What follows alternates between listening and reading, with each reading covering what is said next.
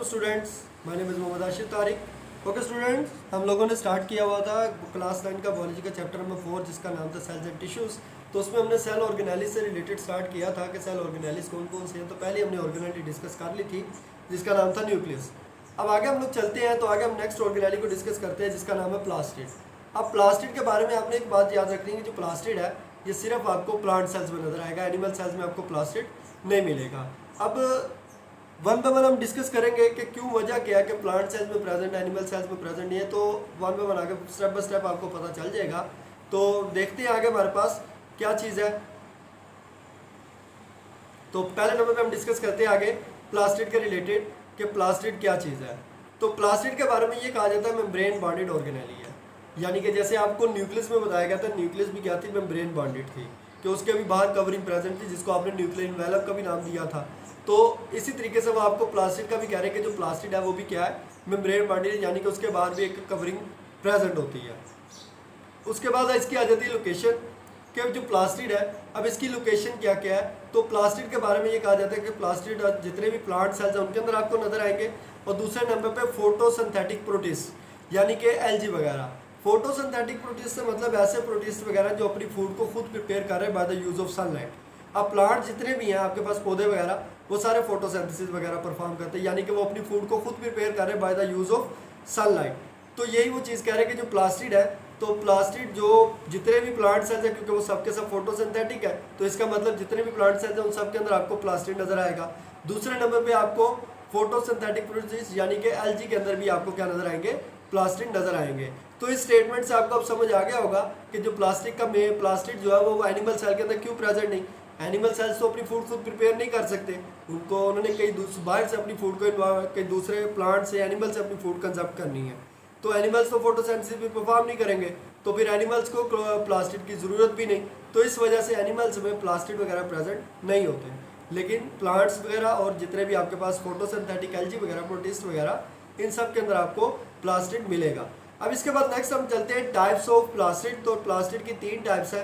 पहली जो टाइप है उसको हम क्लोरोप्लास्ट का नाम देते हैं, सेकंड को leucoplast and third is the chromoplast. तो वन बाय वन इन सब टाइप्स को डिस्कस करेंगे। बस यहाँ पर लास्ट में आपने थोड़े से कि क्रोमोप्लास्ट सेकंड नंबर पर आती है और ल्यूकोप्लास्ट थर्ड नंबर पर आती है। तो one by one in discuss करेंगे। तो पहले नंबर पे हमारे पास जो ऑर्गेनेली आ जाती है दैट इज क्लोरोप्लास्ट। अब क्लोरोप्लास्ट के बारे में क्या कहा जाता है, डबल मेम्ब्रेन होती है, bound by a double membrane. तो क्लोरोप्लास्ट के बाद 2 मेम्ब्रेन है, जैसे ही आपको नजर आ रहा है, एक ये बाहर ग्रीन कलर पोर्शन नजर आ रहा है, यानी कि 2 लाइंस नजर आ रही है, एक ये वाली लाइन नजर आ रही है और एक ये वाली ऊपर वाली लाइन नजर आ रही है। तो ये 2 मेम्ब्रेन है, outer membrane and inner membrane. तो क्लोरोप्लास्ट के अंदर 2 membrane, outer membrane and inner membrane.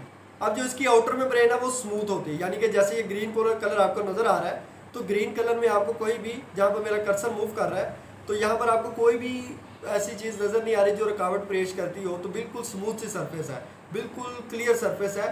तो ये हमारे पास आउटर मेम्ब्रेन से रिलेटेड के जो क्लोरोप्लास्ट है, इसकी आउटर मेम्ब्रेन क्या होती है, बिल्कुल स्मूथ सी होती है। सेकंड चीज़ जो इनर में उसके बाद आ जाती है वो आ जाती है इनर मेम्ब्रेन, क्योंकि 2 मेम्ब्रेन थी, एक आउटर मेम्ब्रेन एक इनर मेम्ब्रेन। अब इनर मेम्ब्रेन के अंदर क्या कहा जाता है कि इनर मेम्ब्रेन के अंदर पाए जाते हैं सैक लाइक स्ट्रक्चर, जिनको हम क्या नाम देते हैं, थैलाकॉइड्स। जैसे ये आपको नजर आ रहे हैं, जहाँ पर मेरा कर्सर मूव कर रहा है, तो ये जितने भी आपको नजर आ रहे हैं, जैसे कॉइन्स के ऊपर कॉइन्स खड़े हैं, तो जो एक कॉइन है, जो ये एक कॉइन है, हम इसको नाम देते हैं सैक का। तो ये सैक्स ऑफ थैलाकॉइड, यानी कि थैलाकॉइड्स के सैक्स प्रेजेंट है, थैलिया प्रेजेंट है, यानी कि थैलाकॉइड एक एक सिक्के को अगर इकट्ठा किया जाए तो ये एक सैक है। यानी कि जो एक कॉइन ऐसे, इसको हम थैलाकॉइड कहेंगे, दूसरा कॉइन इसके नीचे पड़ा है, फिर तीसरा पड़ा है। तो ऐसे कॉइन्स क्या हुए हैं, इकट्ठे हुए हैं, यहाँ पर आपको नजर आ रहे हैं। यानी कि अगर डायग्राम दूसरे तरीके से अगर मैं बनाऊं, तो ये वाली डायग्राम के अंदर अगर देखें, तो ऐसे जो ये एक थैलाकॉइड बनाया मैंने, दूसरा थैलाकॉइड, तीसरा थैलाकॉइड, चौथा थैलाकॉइड, तो ये हमारे पास क्या है, ये एक थैली बन गई है। ये क्या बन गई, एक सैक बन गई है जिसके अंदर 5 थैलाकॉइड्स मैंने रखे हैं। तो जो इसकी इनर मेम्ब्रेन है उसके अंदर थैलाकॉइड्स की सैक्स प्रेजेंट है। दूसरी चीज़ जो स्टैक ऑफ थैलाकॉइड है, यानी कि जो थैलाकॉइड का एक स्टैक बना, ये एक पूरा हिस्सा बना है, ये जो थैलाकॉइड का एक पूरा हिस्सा बना, हम इसको नाम देते हैं ग्रेनम का। और अगर ये प्लूरल है तो फिर इसको क्या कह देंगे, ग्रेना। यानी कि अगर सिंगल की बात कर रहे हो तो इसको हम नाम देंगे ग्रेना का, और अगर एक पूरे पार्ट के पूरे इसके डिफरेंट किस्म की बात करें तो हमारे पास क्या कहलाएगा, ग्रेना कहलाएगा।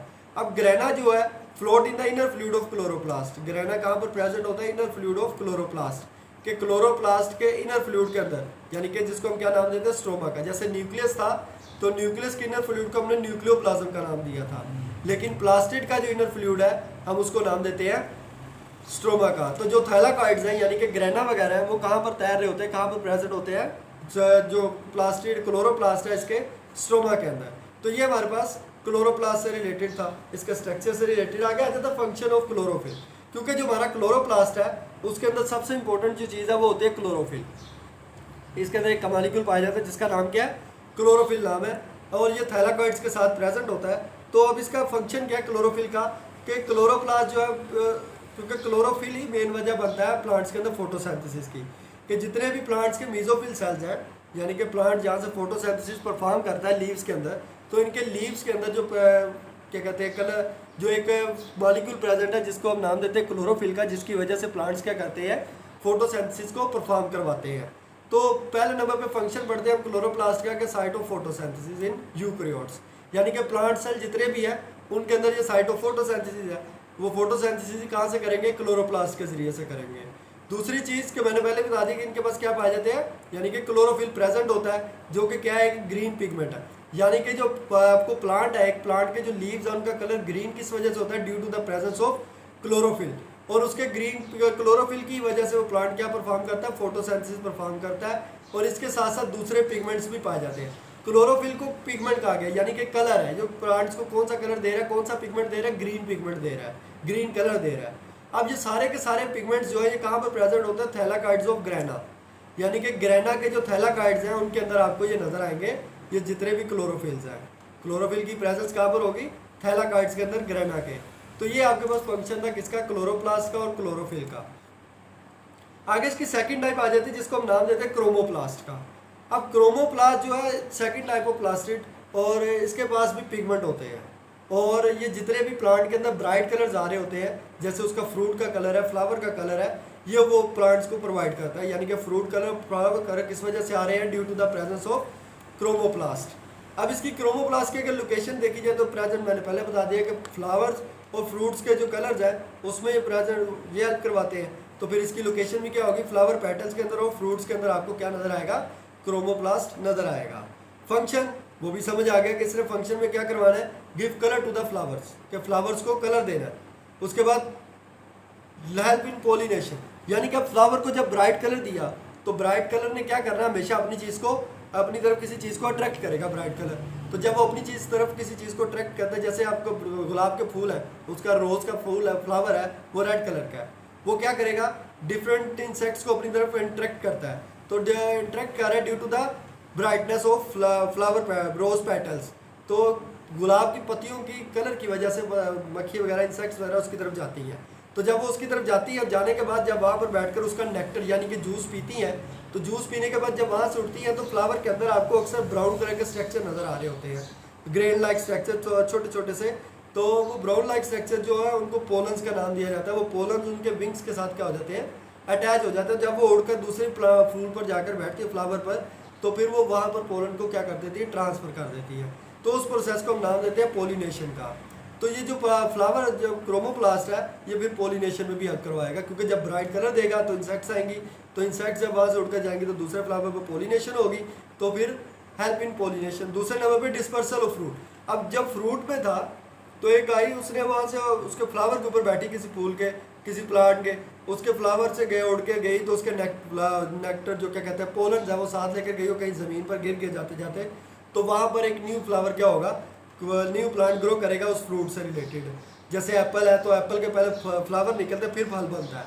जैसे लेमन है तो लेमन के भी पहले क्या निकलेंगे, फ्लावर पे ग्रो करेगा, फिर उसके बाद वो फ्लावर जो किस में कन्वर्ट होगा, लेमन में। तो इस तरीके से ये फिर डिस्पर्सल ऑफ फ्रूट में भी क्रोमोप्लास्ट क्या करवाएगा, हेल्प करवाएगा। तो ये डायग्राम जो आपके सामने बनी है ये क्रोमोप्लास्ट की बनी हुई है। नेक्स्ट नंबर पर थर्ड टाइप आ जाती है जिसका नाम है ल्यूकोप्लास्ट। ल्यूकोप्लास्ट के बारे में ये बात याद रखनी है कि ल्यूकोप्लास्ट कलरलेस होता है, और दूसरे नंबर पे अपने अंदर स्टार्च को, प्रोटीन्स को, लिपिड्स को क्या करता है, स्टोर करेगा। यानी कि इसका काम ही क्या है कि इसने अपने अंदर जो भी फूड वगैरह उसको स्टोर करना है। These are present in the cells of those parts where food store. तो सीधी सी बात है, जब इसने फूड को स्टोर करना है तो फिर सेल के कौन से समय पाया जाएगा जहाँ पे फूड ने क्या होना है, स्टोर होना है। तो ये हमारे पास क्या है, जैसे ये साइड पर डायग्राम भी उन्होंने आपको दिखाई है, ब्लैक ब्लैक पोर्शन, ये वाला पोर्शन, ये वाला, तो ये सारे उन्होंने आपको ल्यूकोप्लास्ट दिखाया है जिसके अंदर उन्होंने फूड को क्या किया हुआ है, स्टोर किया हुआ है। तो उम्मीद करता स्टूडेंट्स आप लोगों को समझ आ गई होगी। ये हमारे पास आज का जो टॉपिक था प्लास्टिड। तो प्लास्टिड बिल्कुल सिंपल सा टॉपिक है, कोई इतना मुश्किल नहीं है। अगर फिर भी आपको कोई टॉपिक कोई बात इसमें समझ नहीं आती तो आप मुझसे क्वेश्चनिंग कर सकते हैं कमेंट्स में। थैंक यू स्टूडेंट्स, अल्लाह हाफिज़।